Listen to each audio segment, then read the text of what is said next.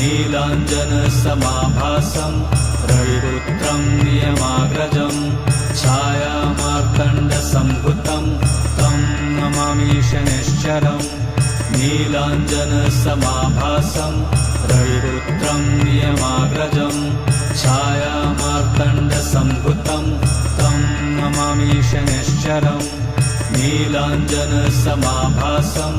रविपुत्रं नियमाग्रजं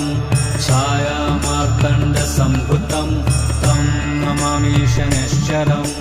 नीलाञ्जनसमाभासं रविपुत्रं नियमाग्रजं छायामार्तण्डसम्भुतं तं नमामि शनैश्चरम् नीलाञ्जनसमाभासं रविपुत्रं नियमाग्रजं छायामार्तण्डसम्भुतं तं नमामि शनैश्चरम्